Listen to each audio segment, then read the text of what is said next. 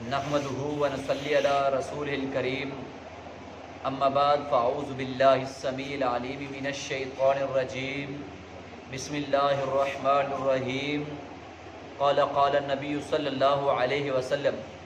محترم بھائیو، پیارے پیغمبر علیہ الصلوۃ والسلام کی حدیث آپ کے سامنے رکھنے لگا ہوں۔ بہت ہی زیادہ اجر والی حدیث، بہت ہی زیادہ فضیلت والی حدیث، جو آدمی اس پہ عمل کرتا ہے اللہ تعالیٰ اس کو بہت زیادہ ثواب عطا کرتے ہیں۔ اتنا ثواب کہ اللہ تعالیٰ اس کو بھی قیام اللیل کے برابر ثواب عطا کر دیتے ہیں، ایسے کہ جیسے اس نے پوری رات عبادت کی ہے۔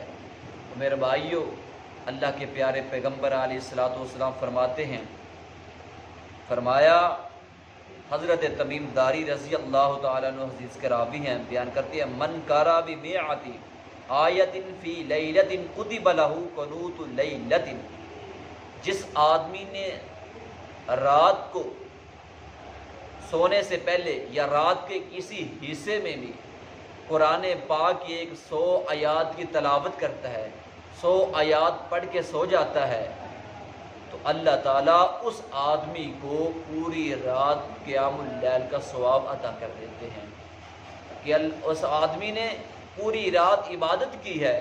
بھائیو، چھوٹی سی حدیث ہے لیکن فضیلت بہت زیادہ ہے، اجر بہت زیادہ ہے۔ ایسے ہے کہ جیسے اس آدمی نے پوری رات قیام کیا ہے۔